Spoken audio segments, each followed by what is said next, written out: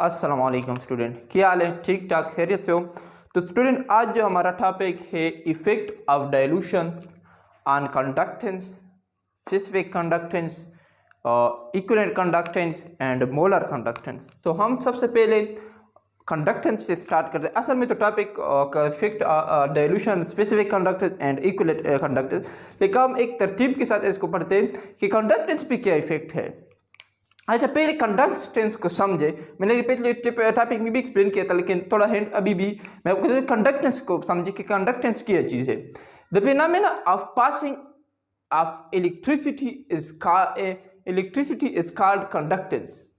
यानी इलेक्ट्रिसिटी जो जब पास होती है तो इस वो फिनोमेना जिसमें इलेक्ट्रिसिटी पास होते हो, तो इस फिनोमेना को हम कंडक्टेंस कहते हैं। फिर कंडक्टेंस के दो टाइप है, मेटालिक कंडक्टेंस, यानी मेटालिक कंडक्टेंस जो मेटालिक कंडक्टर की होती है, और इलेक्ट्रोलाइटिक कंडक्टेंस। अब मेटालिक कंडक्टेंस वो कंडक्टेंस होता है जो मेटालिक कंडक्टर में होता है। ये कंडक्टेंस है, ANC लिखता हूँ, यानी कंडक्टेंस। अच्छा, मेटालिक कंडक्टेंस की है चीज है। मेटालिक कंडक्टेंस वो कंडक्टेंस है जब करंट किसी मेटालिक कंडक्टर में पास हो जाए। अब मेटालिक कंडक्टर, ये दो टर्म है, मेटालिक कंडक्टेंस, ये मेटालिक कंडक्टर, और एक है इलेक्ट्रोलाइटिक कंडक्टर। ये कंडक्टेंस है और ये कंडक्टर है। यानी मेटालिक कंडक्टेंस वो फिनोमेना है जब किसी मेटालिक कंडक्टर में करंट पास हो जाए तो हम इसको मेटालिक कंडक्टेंस कहते हैं। और इलेक्ट्रोलाइटिक कंडक्टेंस वो कंडक्टेंस है जब किसी इलेक्ट्रोलाइट में करंट पास हो जाए। इन इलेक्ट्रोलाइटिक कंडक्टर में जब करंट पास हो जाए तो हम इलेक्ट्रोलाइटिक कंडक्टेंस कहते हैं। अब मेटालिक कंडक्टर या मेटालिक कंडक्टर वो होता है जब किसी वायर में, यानी जो हम इसका एग्जांपल वायर है, जब जो वायर्स में मेटल में करंट पास होता है तो इसको हम मेटालिक कंडक्टर या मेटालिक कंडक्टेंस कहते हैं। उस कंडक्टर को हम मेटालिक कंडक्टर कहते हैं और फिनोमेना को मेटालिक कंडक्टेंस कहते हैं। इसी तरह जब किसी इलेक्ट्रोलाइट सोल्यूशन में करंट पास हो तो इस इलेक्ट्रोलाइट सोल्यूशन जिसमें करंट पास होता हो तो इसको हम मेटालिक कंडक्टर कहते हैं, और जो फिनोमेना है उसको हम मेटालिक कंडक्टेंस कहते हैं। ये तो मेटल कंडक्टेंस की बात थी। अब मैं सिंपल्स के तो एक सोल्यूशन है, हमारे पास दो सोल्यूशन है। ये वन है 1 cm3, दूसरा है 2 cm3। इसमें मैंने ये इलेक्ट्रोड्स लगा है, ये करंट से, यानी कोई आयंस है, पॉजिटिव आयन एक नेगेटिव, और ये एक पॉजिटिव आयन और एक ये नेगेटिव। अच्छा, अब जरा सोचे कि जब इन आयन के दरमियान, ये पॉजिटिव और नेगेटिव के दरमियान, पॉजिटिव और नेगेटिव के दरमियान जो बॉन्ड हो, अगर वो बॉन्ड स्ट्रांग हो, यानी ये पॉजिटिव और नेगेटिव, अगर वो बॉन्ड स्ट्रांग हो, इस पॉजिटिव और नेगेटिव के दरमियान जो बॉन्ड है, अगर या अट्रैक्शन अगर वो स्ट्रांग हो तो इसमें करंट कम पास होगा।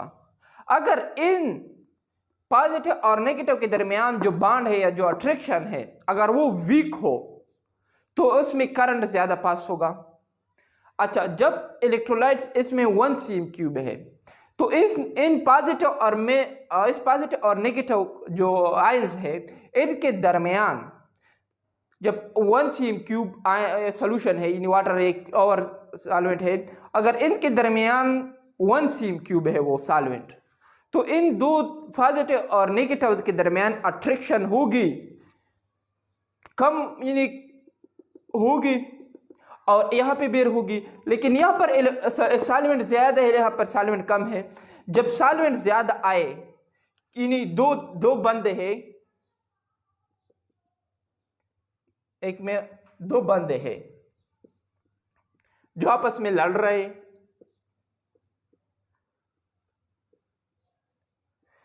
दो बंदे जो आपस में लड़ रहे।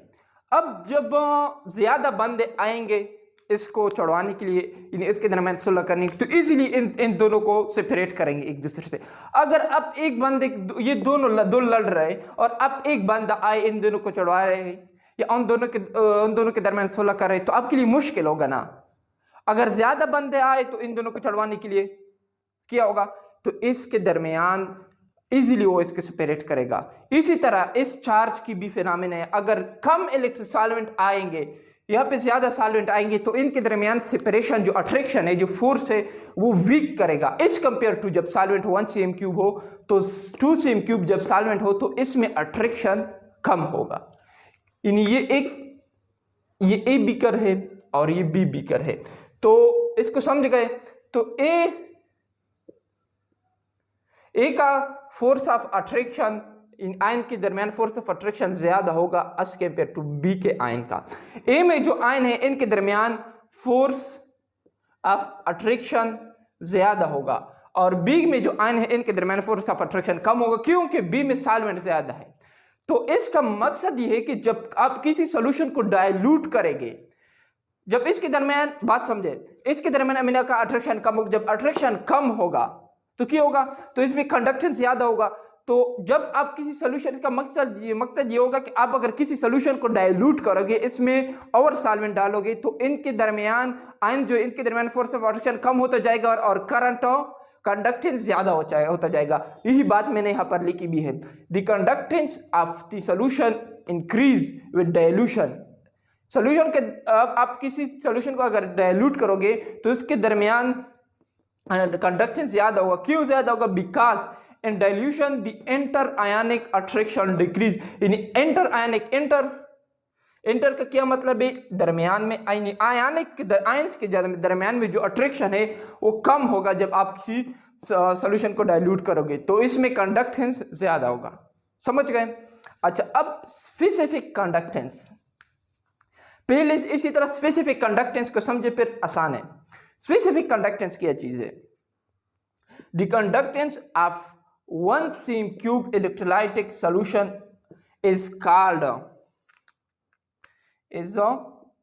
Called specific conductance. Specific conductance हम उस कंडक्टेंस कहते हैं कि जब कोई सॉल्यूशन हो जिसका वॉल्यूम 1, कोई इलेक्ट्रोलाइटिक सॉल्यूशन है जिसका वॉल्यूम 1 cm³ हो, 1 cm³ इलेक्ट्रोलाइटिक सॉल्यूशन में जो कंडक्टेंस होती है इसको हम स्पेसिफिक कंडक्टेंस कहते हैं। मिसाल के तौर पर ये जो सॉल्यूशन है ये 1 cm³ है। अब इसके इनमें जो कंडक्टेंस होगी इसको हम स्पेसिफिक कंडक्टेंस कहेंगे।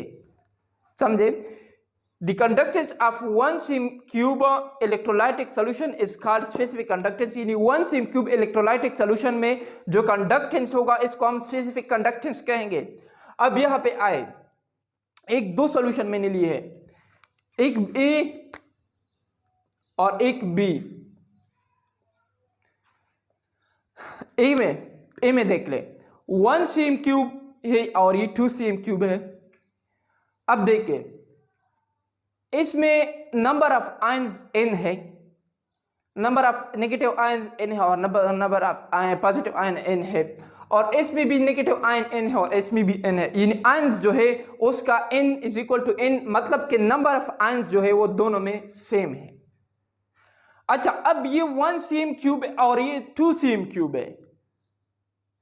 मैंने कहा कि 1 cm³ में जितना कंडक्टेंस होगा इसको हम इलेक्ट्रोलाइटिक स्पेसिफिक कंडक्टेंस कहेंगे। अब 1 cm³ में भी वही आयन है, जितना तादाद आयन का जितने नंबर है, और 2 cm³ में उतना नंबर है। अब सोचे कि 1 cm³ में जो कंडक्टेंस है और 2 cm³ में जो स्पेसिफिक कंडक्टेंस है उसमें क्या होगी? The specific conductance decrease with dilution. यानी इसका जो स्पेसिफिक कंडक्टेंस इंडिकेट, मिसाल के तौर पर ये 3 आयंस है यहाँ पे और यहाँ पे भी 3 आयन है।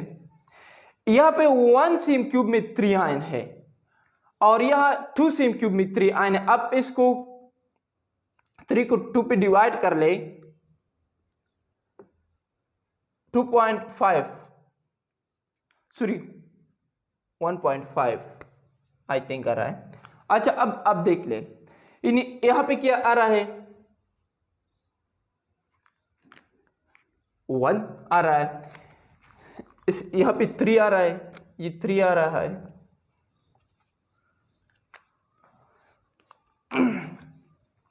ये 2 5 आ रहा है। अच्छा, अब देख ले, यहाँ पे जो रेशो है, यहाँ पे इस वैल्यू को देख ले,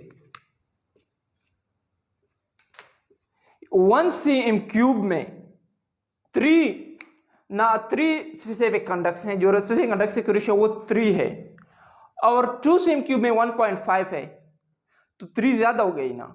इसी वजह से जब सॉल्यूशन में स्पेसिफिक कंडक्टेंस 1 सीएम क्यूब में इतने आयंस है और यहाँ पे अगर आप 1 सीएम क्यूब पे डिवाइड करें तो 1 सीएम क्यूब में 1.5 आयन आएंगे, यहाँ पे 3 आयन आएंगे। तो इसमें स्पेसिफिक कंडक्टेंस नहीं, स्पेसिफिक कंडक्टेंस 1 सीएम क्यूब में जितने आयन होते हैं इसको स्पेसिफिक कंडक्टेंस कहते हैं। इसका स्पेसिफिक कंडक्टेंस कम होगा इस कंपेयर टू इसके। क्यों कम होगा? The specific conductance decrease with dilution, dilution के साथ डिक्रीज है। क्यों डिक्रीज होता है? Because the number of ion current carrying particle यानी करंट जो पास होता है पर cm cube of solution become less, यानी पर सीएम क्यूब 1 सीएम क्यूब में यहाँ पे 1.5 आयंस है, यहाँ पे 3 आयंस है तो कम होंगे, यानी the number of ion current carrying particle per cm cube of solution become less. अच्छा, एक और पॉइंट है यहाँ पे कंफ्यूजिंग, कभी आपको एग्जाम में कंफ्यूज करने के लिए आते कि ऑफ कोर्स ये बात है कि the degree of dissociation also increase, यानी जब आप सॉल्यूशन को डाइल्यूट करेंगे तो डिग्री ऑफ डिसोसिएशन तो इंक्रीज होगी, but the number of ion पर सीएम क्यूब डिक्रीज, यानी नंबर ऑफ आयन जो है वो पर सीएम क्यूब डिक्रीज होंगे। तो क्योंकि हमारा स्पेसिफिक कंडक्टेंस में हमारा मकसद 1 CM cube number of ion पर सीएम क्यूब जितने आयंस होते हैं उसमें जो कंडक्टेंस है इसको हम स्पेसिफिक कंडक्टेंस कहते हैं। ठीक है, अब हम पढ़ेंगे equivalent conductance, effect of dilution on equivalent conductance. अच्छा, अब effect of dilution on equivalent conductance, हमने पहले ये समझना है कि इक्विवेलेंट कंडक्टेंस क्या चीज़ पे, सब मैंने पहले टॉपिक में डिटेल के साथ एक्सप्लेन किया है, लेकिन कुछ स्टूडेंट ऐसे होते हैं जो इस वीडियो में नहीं होते, तो इनके लिए conductance of all the ion produce from 1 gram equivalent electrolytes ionized are dissolved in a volume of V cm cube solution, यानी जब 1 ग्राम इलेक्ट्रोलाइट्स किसी सॉल्यूशन में डिजॉल्व हो जाए जिसका वॉल्यूम V cm क्यूब का मकसद ये है कि इसका वॉल्यूम जो भी हो, लेकिन हम इसको सीम क्यूब में मतलब उसको डिनोट करेंगे कि सीम क्यूब में कितना सीम क्यूब है। हम इसके वॉल्यूम के साथ कोई ताल्लुक नहीं कि वो 10 सीम क्यूब है, 1000 सीम क्यूब है, 100 सीम क्यूब है, जितने भी है, लेकिन जिसमें 1 ग्राम इक्विवेलेंट इलेक्ट्रोलाइट डिसॉल्व हो जाए तो हम इसको इक्विवेलेंट कंडक्टेंस कहेंगे। अगर अब 1 ग्राम इक्विवेलेंट इलेक्ट्रोलाइट्स 1000 सीम क्यूब में डिसॉल्व कर ले, या आप 100 सीम क्यूब में डिसॉल्व कर ले, या 1 सीम क्यूब में डिसॉल्व कर ले, तो वो वही इक्विवेलेंट कंडक्टेंस होगी। हमारा ताल्लुक किसके साथ है? 1 ग्राम इक्विवेलेंट इलेक्ट्रोलाइट्स के साथ है। यानी 1 ग्राम इक्विवेलेंट इलेक्ट्रोलाइट्स जब डिसॉल्व हो जाए या आयनाइज हो जाए, इससे जो आयन प्रोड्यूस होते हैं उस आयन के कंडक्टेंस को क्या कहते हैं? इक्विवेलेंट कंडक्टेंस कहते हैं।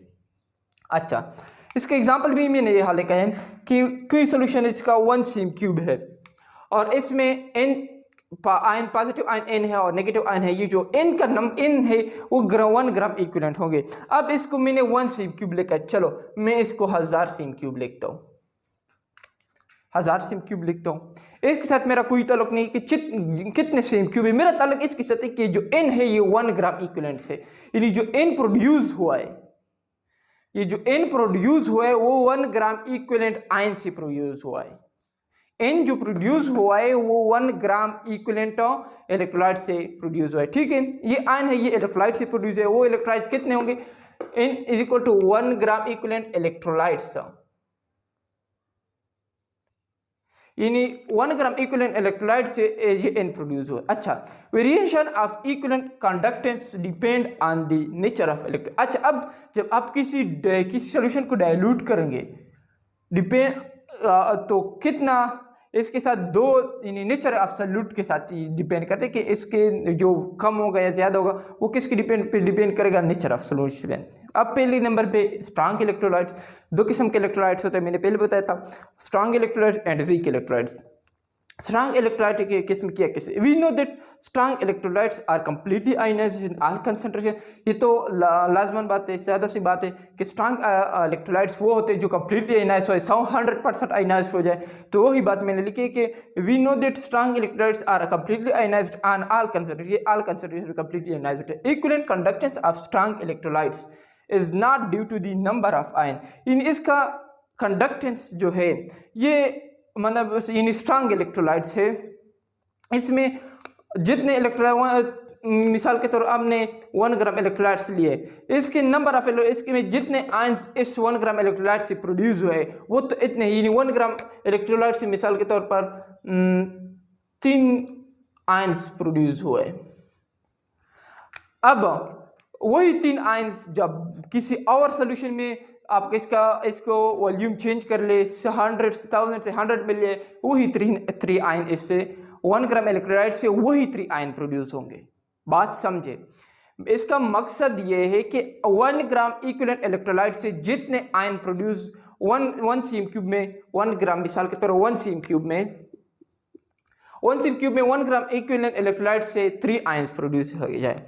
अब ये 1 ग्राम इक्विवेलेंट इलेक्ट्रोलाइट्स अगर आप 1000 सीएम क्यूब में 100 सीएम क्यूब में रख ले, फिर भी वही 3 आयन प्रोड्यूस होंगे। इसकी बात का वही मकसद है कि equivalent conductance of strong electrolytes is not due to the number of ions. ये नंबर ऑफ आयंस पे डिपेंड नहीं कर रहा कि नंबर ऑफ आयन बढ़ेंगे या कम होंगे, because strong electrolyte is already completely ionised in a given in strong जो इलेक्ट्रोलाइट्स है वो तो ऑलरेडी डिसॉल्व हो गए हैं। अगर आप इसका डाइल्यूशन ज्यादा कर ले, इसको और डाइल्यूट कर ले, वो तो ऑलरेडी आयनाइज हुए, इसके साथ इसका कोई ताल्लुक नहीं है। अच्छा, अब 2 सोल्यूशन मैंने लिए, वो एक है 2 सीएम क्यूब और एक है 4 सीएम क्यूब। इसमें नंबर ऑफ आयन जो है वो n है और इसमें नंबर ऑफ आयन जो है वो भी n है। अच्छा, ये n कितना है, 1 ग्राम ग्राम इक्विवेलेंट से, यानी जो 1 ग्राम इक्विवेलेंट इलेक्ट्रोलाइट से प्रोड्यूस हुआ, इक्विवेलेंट इलेक्ट्रोलाइट्स आपको अगर दिखाई ना दे तो अच्छा, यानी ये n जो है ये 1 ग्राम इक्विवेलेंट इलेक्ट्रोलाइट से प्रोड्यूस हो जाए। अगर 2 सीएम क्यूब सोल्यूशन है, सॉल्वेंट है, ये सोल्यूशन है जिसमें आयंस जो है वो n number of ion produce हुए है 1 ग्राम इक्विवेलेंट से। अब अगर आप 4 सीएम क्यूब कर ले, आपने डाइल्यूट कर लिया, तो 4 सीएम क्यूब में जितने आयन यहाँ पे प्रोड्यूस है वही बात है, वह यहाँ पे भी उतने आयन प्रोड्यूस होंगे, यहाँ पर भी उतने आयन प्रोड्यूस होंगे, वही आयन होंगे। तो यहाँ पे 3 आयंस आई, मिसाल के तौर पर इनकी वैल्यू 3 आयंस प्रोड्यूस हुए, 5 आयन प्रोड्यूस हुए, 5 आयंस प्रोड्यूस हुए 2 सीएम क्यूब में। अगर आपने वॉल्यूम बढ़ा दिया तो फिर भी वही 5 से फिर भी वही 5 आयन प्रोड्यूस, वही 5 आयन की बढ़ेंगे नहीं। तो अगर आयन नहीं बढ़ेंगे तो लाजिमी बात है वही कंडक्टेंस, इक्विवेलेंट कंडक्टेंस होगा। अच्छा, अकॉर्डिंग टू कूलम लॉ, अब ये और भी एक्सप्लेन कर रहा हूँ। अकॉर्डिंग टू कूलम लॉ के मुताबिक हमें पता है कि force of attraction is direct proportional to charges and inverse proportional to their distance square between them. So if we dilute the solution, the ion move away from each other. यहाँ पे ion solution वही पिछले topic वाला conductance वाली बात है कि यहाँ पे पॉजिटिव आयन है, नेगेटिव आयन है, इनके दरमियान फोर्स ऑफ अट्रैक्शन है ए में, और इनके दरमियान जो फोर्स ऑफ अट्रैक्शन है वो कम है। यानी ए में जो फोर्स ऑफ अट्रैक्शन है वो ज्यादा है बी से। Force of attraction a beaker में, जो ए सोल्यूशन में जो आयन के दरमियान जो फोर्स ऑफ अट्रैक्शन है वो ज्यादा है as compare to B solution में जो फोर्स ऑफ अट्रैक्शन है वो कम है। अच्छा, if we dilute the solution the ion move away from each other. ये आयन जो है वो इजीली, इसके तरफ फोर्स ऑफ अट्रैक्शन जब कम होगा तो एक दूसरे से दूर जाएंगे ना, from each other, and easily move toward opposite electrode. जब एक दूसरे से फोर्स ऑफ अट्रैक्शन कम हो गया तो ये इजीली अपोजिट, जो अपोजिट इलेक्ट्रोड है इसकी तरफ इजीली जाएंगे। वही बात है, बिकॉज क्योंकि force of attraction decrease between the ion, क्योंकि फोर्स ऑफ अट्रैक्शन जो है आयंस के दरमियान वो डिक्रीज हुआ है।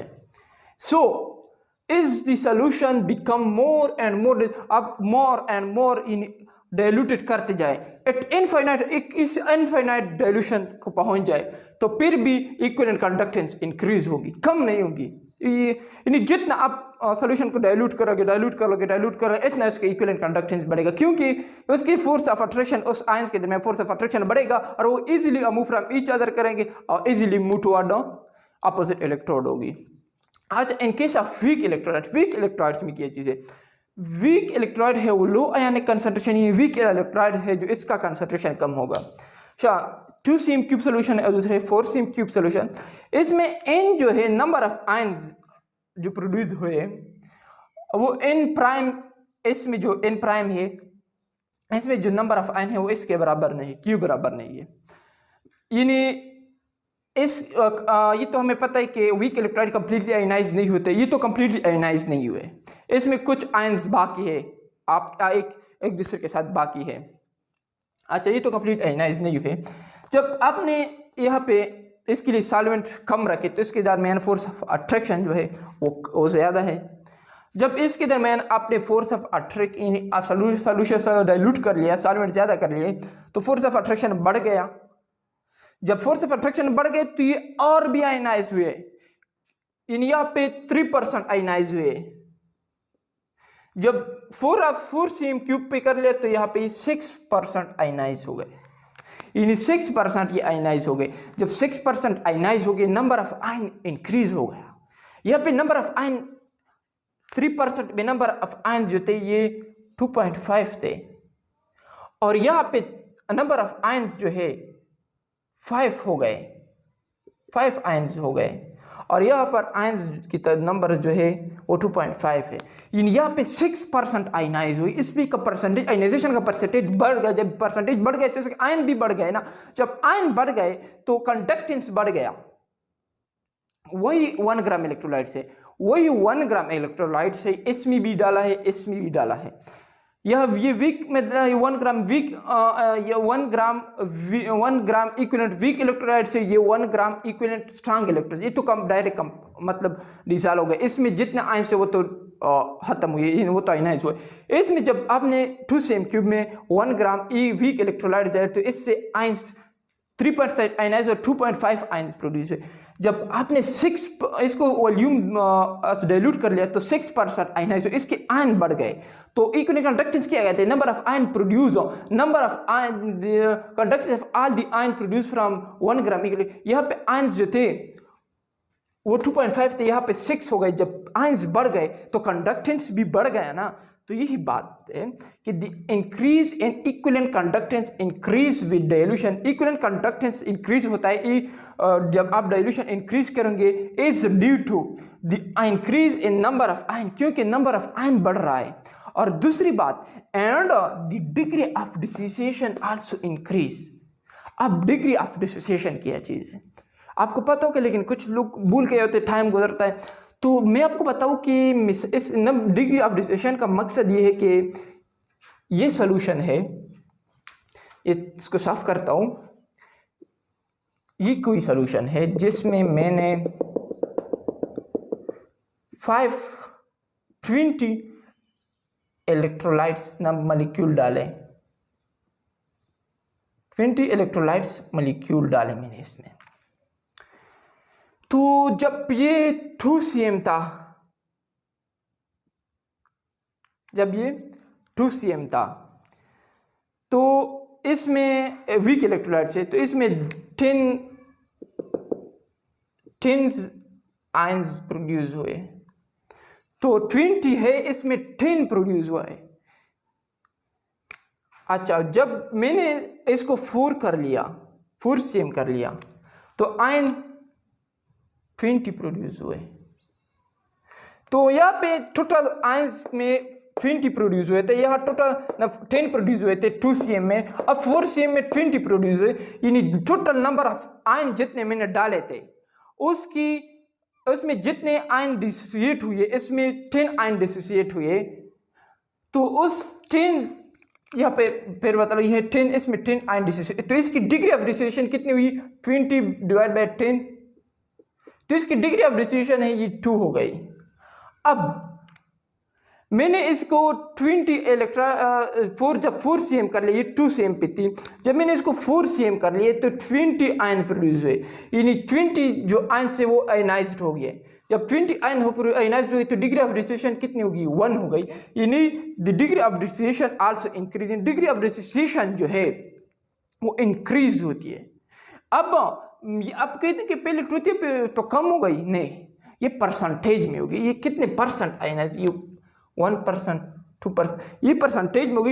यानी जब आप degree of dissociation also increase, इसकी डिग्री ऑफ डिसोसिएशन जो थी इसकी 2 की कम थी, अब 1 की डिग्री ऑफ डिसोसिएशन, यानी इसकी डिसोसिएशन की डिग्री जब 2 थी, यानी यहाँ पे जो 2 वैल्यू आई थी, तो इसकी डिग्री ऑफ डिसोसिएशन कम थी, यानी कम डिग्री ऑफ डिसोसिएशन, ये डिसोसिएशन कम हुआ था। जब 1 रेशो आ गई तो इसका मतलब वो हो गया कि डिसोसिएशन बढ़ गया।